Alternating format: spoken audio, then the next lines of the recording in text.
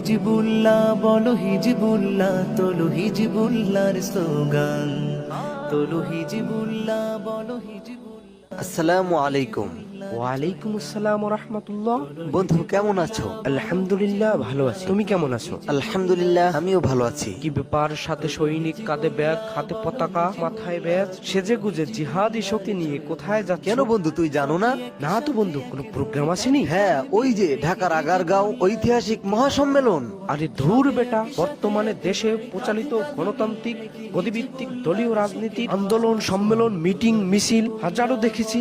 যারা ইসলাম কায়েম করার নামে রাজপথে মার ধার, জ্বালাও পোড়াও, মুসলিম ভাই ভাইয়ের মধ্যে রক্তপাত, এতে তো ইসলাম কায়েম হবেই না, বরং আরো বিশৃঙ্খলা সৃষ্টি হবে। আরে বন্ধু না, এটা তো সেই সংগঠন না। তাহলে এটা কোন দল? এটা হলো আহলে সুন্নাত ওয়াল জামাতের পূর্ণ অনুসারীদের হিজবুল্লাহ কাউন্সিল, যারা দলীয় রাজনীতির ঊর্ধ্বে থেকে সমাজ, দেশ ও জাতির খেদমতের আঞ্জাম দিচ্ছে। যারা ইসলামী রাজনীতি চায়, যে রাজনীতি করেছেন ওলিয়া উলিয়ায়, যে রাজনীতি করেছেন নবীর সাহাবায়, যে রাজনীতি করেছেন স্বয়ং নবী মুস্তফায়। এই সংগঠনটি তো তাদেরই দলের আওতায়। ও, তার কথা বলছো? ওই যে 8ই নভেম্বর ছাত্র হিজবুল্লাহ কেন্দ্রীয় কাউন্সিল, যে দল হক্কানি আজ সারা বিশ্ব দেখতে চায়, আমি তো তারই অপেক্ষায়। তাই নাকি?